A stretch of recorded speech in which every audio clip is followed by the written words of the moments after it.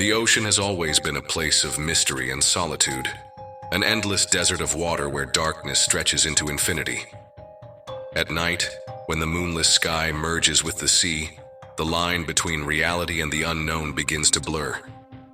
For centuries, sailors have crossed these vast waters, braving furious storms and treacherous waves, facing the hidden dangers beneath the surface, unfathomable creatures, ghost ships, and sunken secrets that humanity was never meant to find. But beyond the physical challenges, there are those who report something even more disturbing: the supernatural.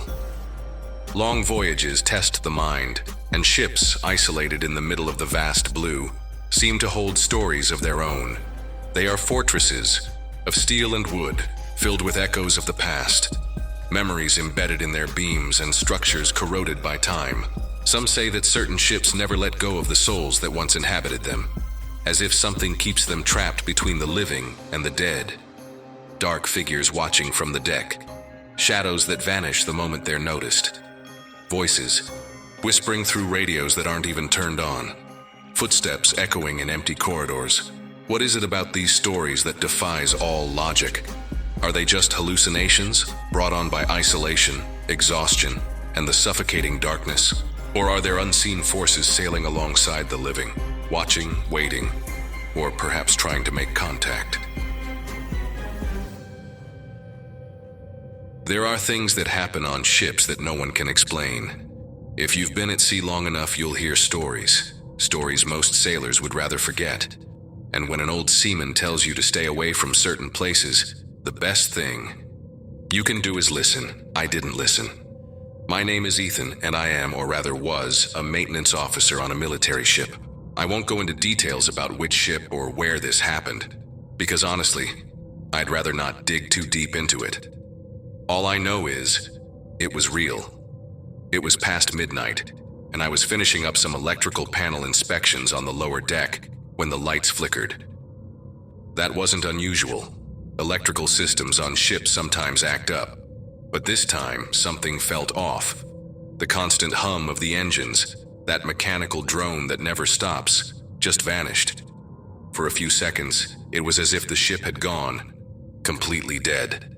Then the electrical failure alarm blared. My radio crackled with a muffled voice. It was the chief of maintenance, asking someone to check what had happened. Before I could even respond, the direct order came through. Ethan, head down there and see what's going on. The section I had to inspect was at the very bottom of the ship, a place no one liked going to. A narrow corridor, steel walls always, damp old wiring running along the ceiling. Rumor had it that years ago, there had been a nasty accident down there. But I never paid much attention to that kind of talk. As I started descending the metal stairs, something felt wrong. The air was thicker, colder. My breath came out in visible puffs, like the ship had suddenly been swallowed by a deep freeze. Every step I took, the stairs groaned beneath my weight, louder than they should have. And that's when I noticed it. I couldn't hear anything. Not the engine, not the water hitting the hull, not even my own footsteps. The corridor was narrow, dimly lit, the kind of place that makes you feel like you shouldn't be there. As I moved forward, the lights flickered erratically, like the ship was having spasms. The shadows on the walls seemed to shift on their own. The engine room was at the end of that corridor. I checked my radio before stepping in, but all I got was static. I adjusted the frequency, tried calling someone. Nothing. It was like something was blocking the signal. As soon as I crossed the doorway, the sense of unease grew stronger. The air was even colder, and the smell of burnt oil was thick. The overhead lights flickered, and with each pulse, the shadows twisted unnaturally against the metal walls. I crouched near the electrical panel and started checking the fuses. Everything looked normal. No burnt wires, no visible damage. But then, from deep within the corridor, I heard a sound. Low, dragging, like a whisper. I froze. Told myself it was just the ship creaking, maybe a burst of compressed air from a vent. But as I turned to look, a chill ran down my spine. It wasn't just a sound. It was a voice, faint, distant, muttering words I couldn't understand. I swallowed hard and forced myself to keep working, repeating over and over in my head that I was alone, but deep down I knew I wasn't.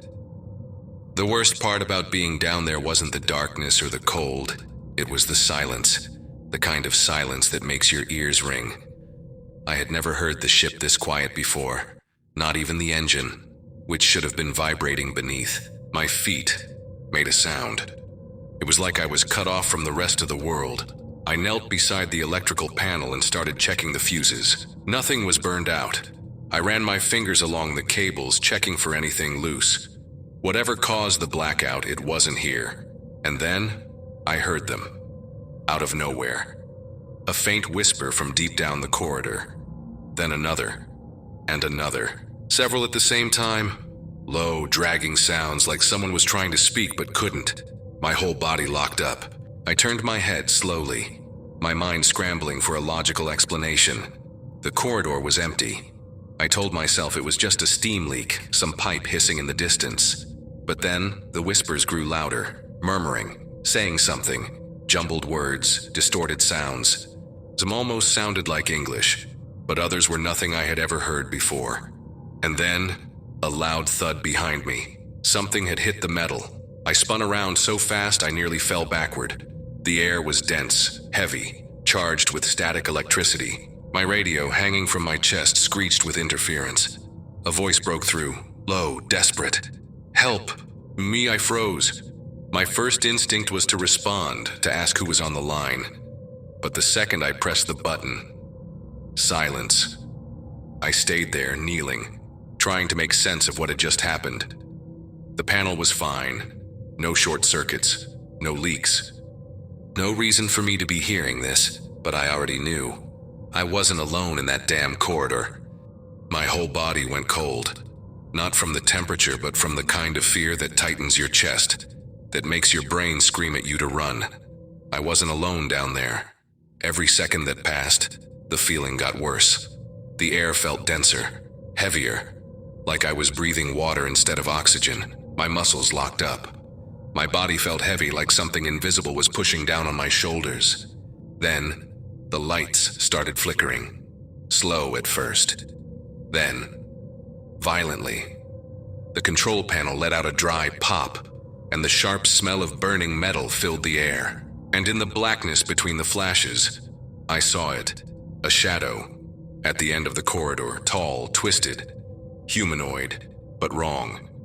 Its silhouette shifted, like it was being pulled by something I couldn't see. Every time the lights blinked, it was closer. My stomach twisted. My body wanted to run, but my legs wouldn't move. Then the footsteps started. Not mine. A heavy, rushed sound echoing through the metal corridor, coming straight toward me. My breath caught in my throat. My hands shook as I pulled the flashlight from my pocket and aimed it down the hall. Nothing. There was no one there, but the footsteps didn't stop.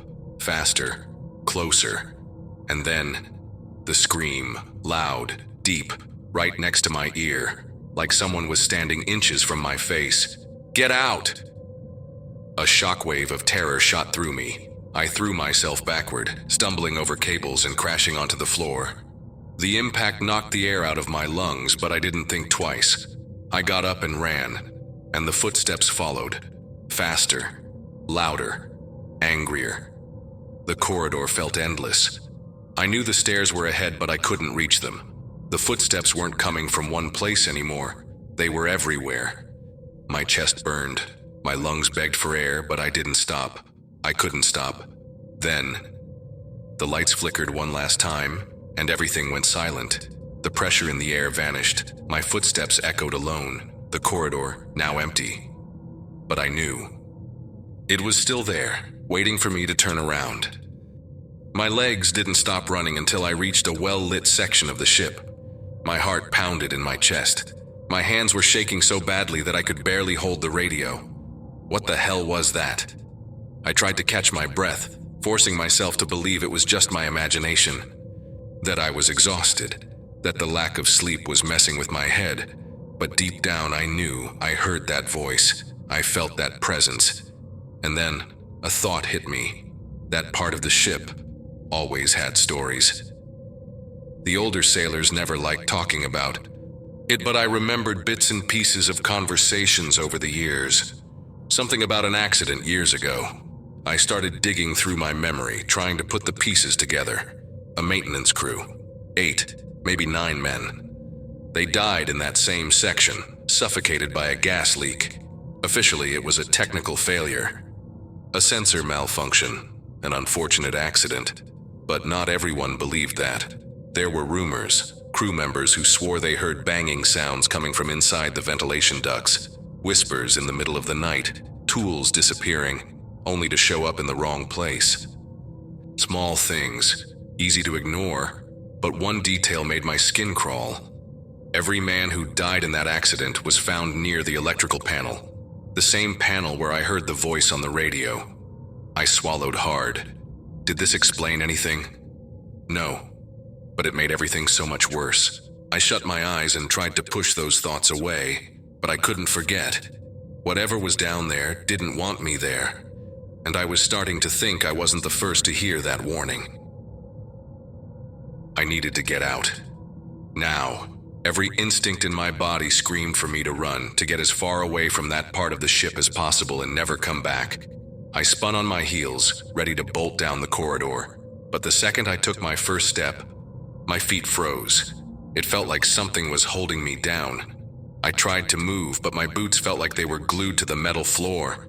My chest rose and fell rapidly, cold sweat running down my neck, and then the voices returned. No longer whispers, screams, muffled, choked, as if being dragged underwater. Some begged for help, others cursed, furious and desperate, and mixed between them laughter, distorted, wrong.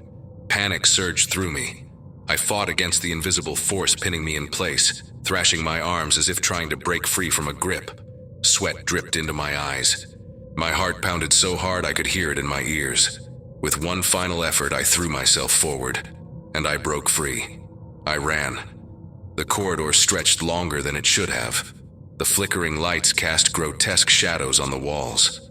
But they weren't. Just shadows. Something was there, shapes moving, crawling. I didn't dare look directly. I just kept running, my eyes locked on the stairs ahead. The screams came from all directions now. They were close. My lungs burned, my vision blurred with sweat. But I could see the staircase. I was almost there. Then I felt the hands. Something, cold, sticky, clamped around my ankle. My legs buckled. I was yanked backward, hard. A scream tore from my throat. I kicked wildly, desperation taking over. My foot hit nothing. The grip was gone. I stumbled, caught my balance, and sprinted up the stairs 2 at a time. I felt it behind me, closer, but I didn't look back. The hatch to the upper level was just ahead. I threw my shoulder against it, shoved hard, and burst through to the other side. And then, silence. The air was normal again. The warmth of the engine room filled the space. Slowly, I turned around. The corridor below was dark, empty, but I knew. Was still there, waiting. My knees gave out the moment I crossed the door. I collapsed onto the floor of the upper corridor, gasping for air like I had just surfaced from drowning. My heart was still pounding. My entire body trembled. The ship was normal. The alarms had stopped. The engine hummed softly in the background. The familiar scent of oil and hot metal filled my lungs, grounding me in reality. For a brief moment, I thought, maybe I had imagined everything. But then, I looked at my hands. They were covered in a mix of grease and sweat. My radio, still strapped to my chest, crackled faintly, as if struggling to pick up a lost signal. And I knew it was real. I forced myself to my feet, legs still unsteady, and started walking aimlessly. I needed to tell someone. I needed to warn them. But how? What was I supposed to say? That a ghost had screamed in my ear? That something invisible had chased me through the lower deck? I reached the control room and found the maintenance chief. He looked me up and down, his brow furrowing. "What the hell happened to you?" I opened my mouth to speak, but I hesitated. If I told the truth, they'd laugh in my face. They'd call me crazy, superstitious, whatever had happened down there. No one would believe me, so I swallowed hard and came up with an excuse. Told him I had fallen, that I hit my head, that the blackout caught me off guard. He seemed to accept it, just shaking his head and muttering something about being more careful next time. But as I turned to leave, a quiet voice spoke from behind me. "You saw it, didn't you?" I froze. One of the older mechanics sat in the corner, absently fidgeting with a screwdriver, not even looking at me. "They don't want us down there for too long." A chill ran through my entire body. He didn't say anything else. I never went back to that part of the ship. Never spoke about it again, but sometimes I still dream about it. And deep down, I know it's still there, waiting.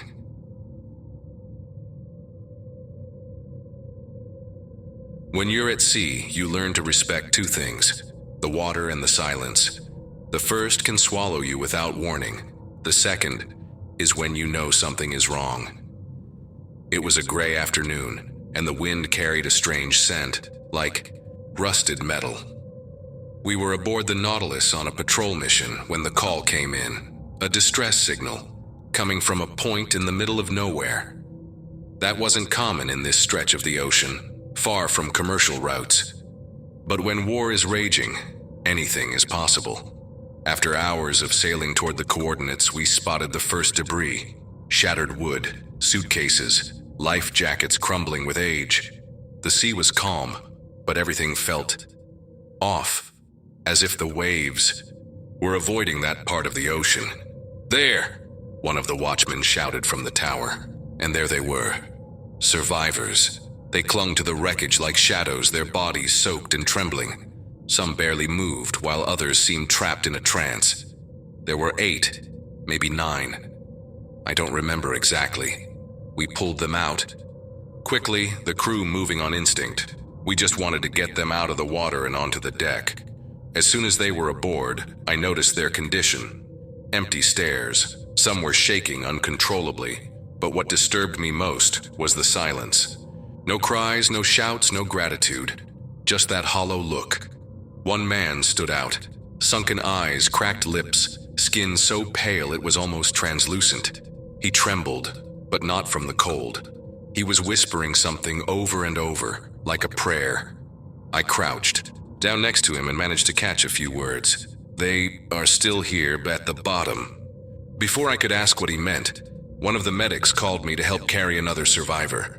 Later, while distributing blankets and water, I noticed something strange. We had pulled 9 survivors from the sea, but when I counted the people, in the infirmary there were only 8. No one seemed to remember the 9th.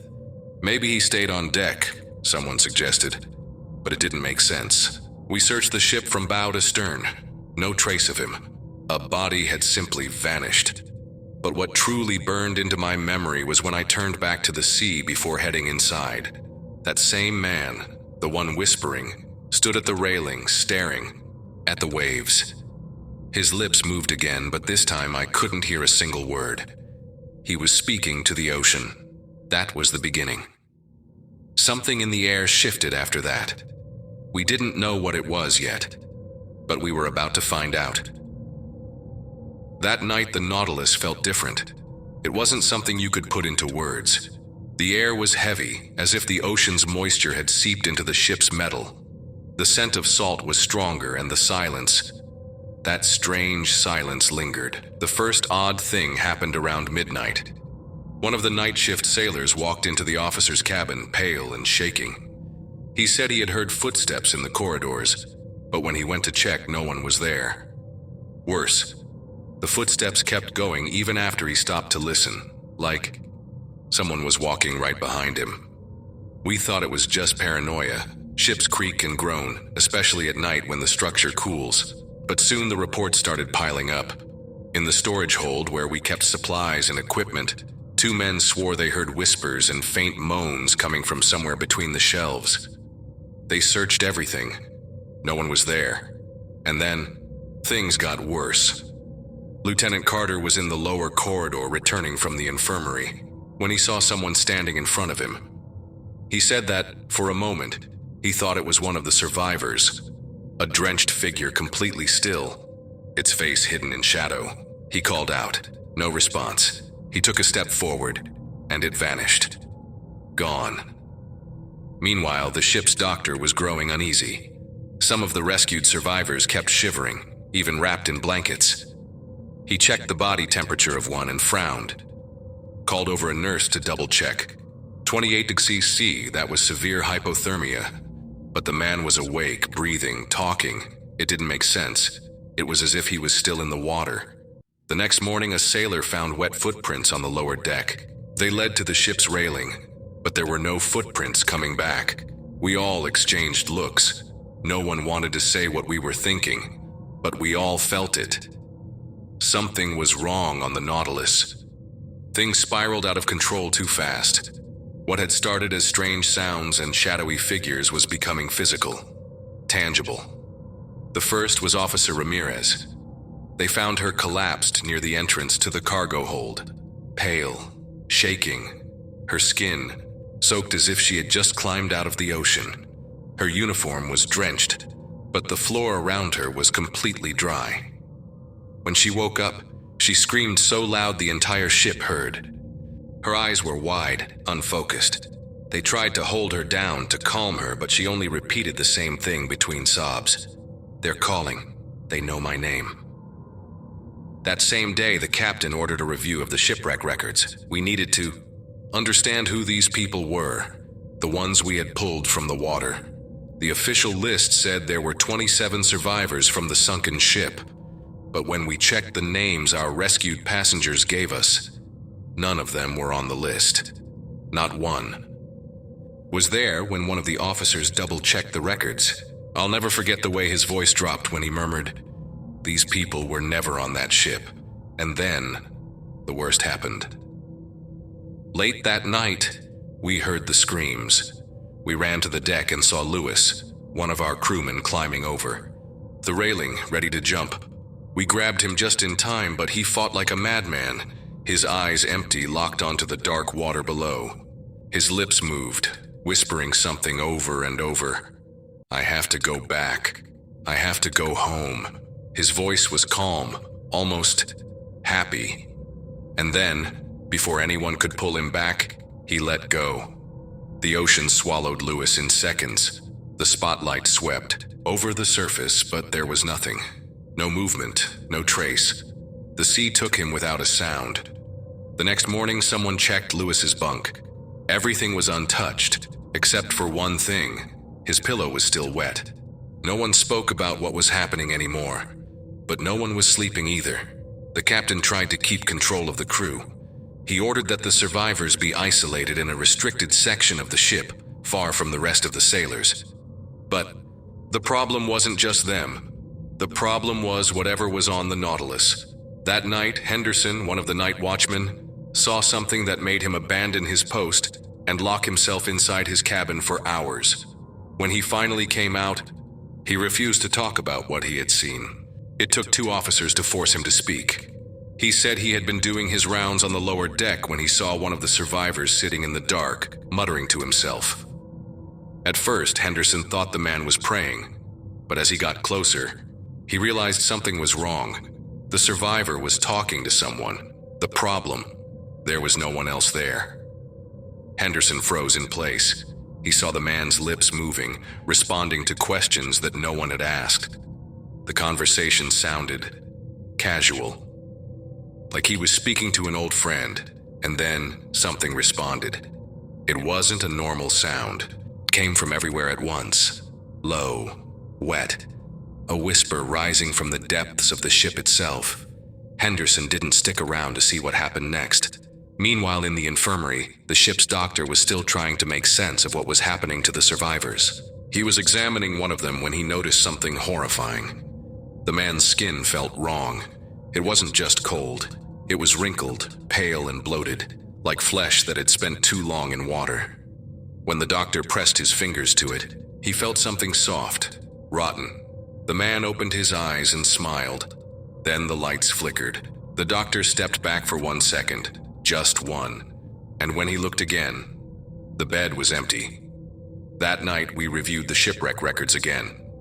This time, we found something no one had noticed before.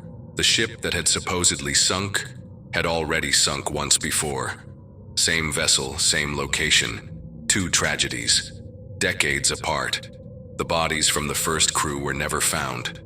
And now, something had returned. By then, we had no more doubts. Those things weren't survivors. The decision was made quickly. We needed to isolate them, lock them up, do whatever it took to stop them from roaming the ship. But it was already too late.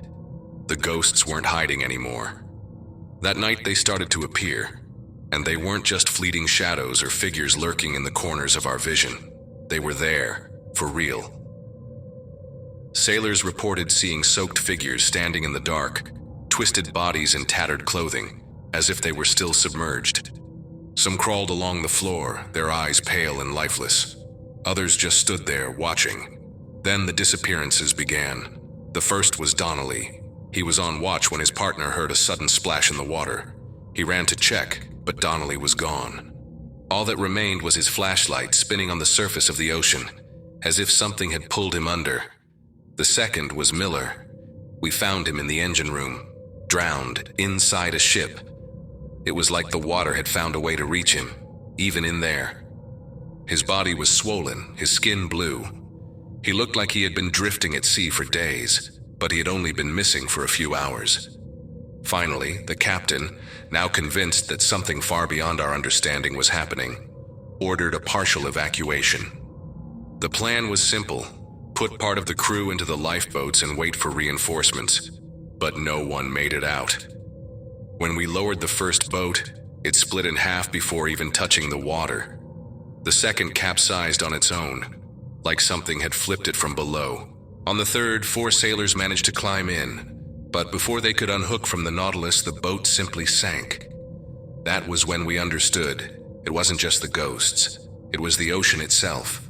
The sea wasn't going to let anyone leave alive. And deep down, we were starting to realize why. We should have never rescued those survivors. They were never meant to return. The Nautilus was no longer ours. The ship groaned as if it were alive, metal creaking under some unseen pressure. The air was heavy, damp, thick with the stench of rotting seawater. And the ghosts, they no longer hid. They walked among us in every dark corner. A soaked body crawled across the floor. Doors slammed on their own. Water trickled down the walls as if the ship were drowning from the inside. Sailors ran in every direction, but there was nowhere to go. The ocean wouldn't let us leave. That's when the doctor found the journal. It was in the pocket of one of the rescued. Small, its leather soaked and moldy, as if it had been submerged for years, but it was the last pages that sealed our fate. We drowned. The sea took us, but it gave us a choice. If we want to live, we must offer it other souls, always more, always new bodies to take our place.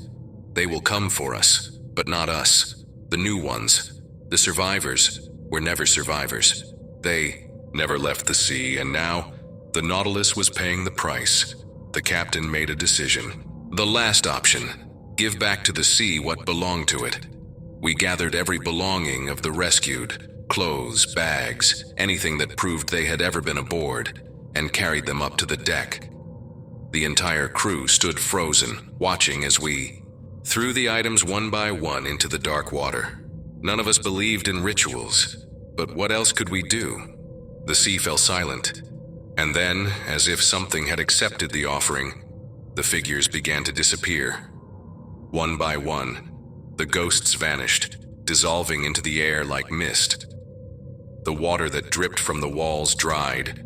The stench of death faded.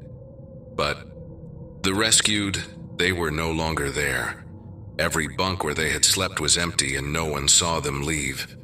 The silence that followed was worse than any scream. None of us celebrated. No one said a word. The Nautilus kept moving, cutting through the dark ocean waters, and everything seemed normal. But it wasn't. The next morning, we found the last survivors, all of them, dead.